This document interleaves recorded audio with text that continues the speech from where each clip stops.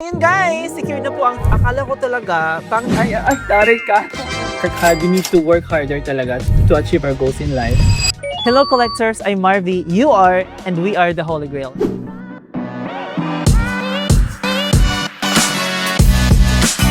Tonight, it's gonna be a very special night kasi we will be delivering a very special bag to our VIP Hermes client from Holy Grail. So basically, she has been buying a lot of Hermes bags from us, and I believe this is her 22nd bag. What she ordered is the Hermes Birkin 35 Cargo in color Green Misty, and actually na-meet ko na siya dati eh. And this is the second time around to meet her, and we will be delivering the bag to Laguna. So, since medyo gutom ako ngayon at parang feeling ko mag-coffee muna ako, so let's go muna guys to Starbucks and let's order some coffee. Let's go! A few moments later. Hello guys, so we are finally here in Laguna, and actually first time ko talaga mag-vlog, especially to our Hermes VIP customer. And finally she's here, and I'm so thrilled and I'm so happy finally to meet and see her again for the second time.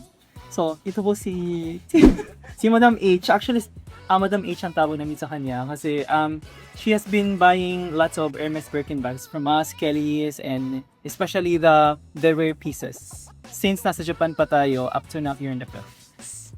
And ano, yung order nyo po na Hermes bag, the Hermes 35 Cargo. So, actually, blue box siya, meaning kasi it's very special.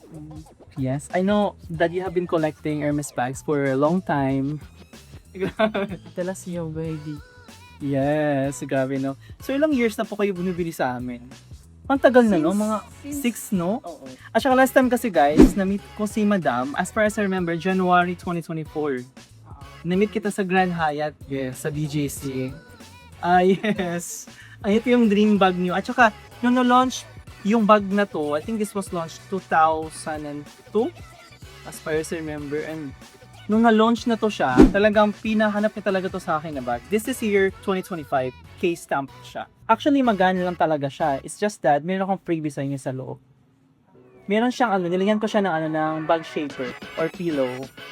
Yes, kakarating lang talaga ng shaper na yan 2 days ago. Kasi, I bought this bag for myself.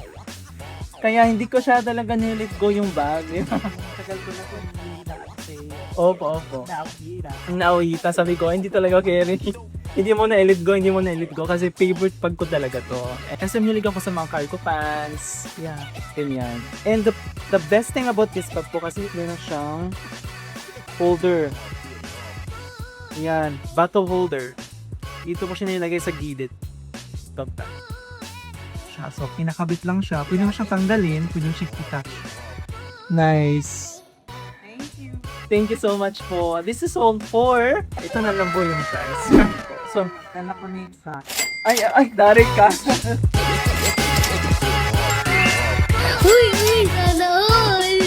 So, this will be yours. Pang travel. Tali naman pang travel, guys. Cargo 35, pang travel. Ang mahal niya, blue box. Ayun po yung box niya, blue. Si Madam H kasi has been our long-time customer na. Since Japan pa, until here in the Philippines. Talaga po bang mahilig kayo mag-collect ng Hermes or Pag may nagustuhan, pag may nagustuhan sa akin? so, So, naman lahat ng design or color type ko. I see. Specific color. I see. Hanggang ngayon po ba, how many Hermes bags do you have in your collection? Ay, naharay naman, di mabilang guys. Gusto ko yung ganon. Kasi ako nadibilang pa eh. So, hindi po kayo mahilig sa mga small bags? Like 25? Hindi ko siya. Kasi din. parang nahihirapan na pong titin. Since marami na tayong mga bags na Hermes, what is your next target po ba na Hermes bag? Well, kung merong makikitan lang ako pero I know if I can miss it. Yung Picto. Oh, Picto! I had that one! I used that one sa Hermes fashion show in Tokyo because I was invited for the fashion show. Put it only. Ay, meron ako. Available po yung Bullet on Wheels. Wow. So, ano po yung dream bag niyo po na Hermes? Hima. Yung Himalayan Birkin with diamonds na po ba natin yan? Or Yung kahit yung wala. kahit yung wala? So, Birkin po ba or Kel? Siguro Birkin, no? And size? size 30. 30. Wow.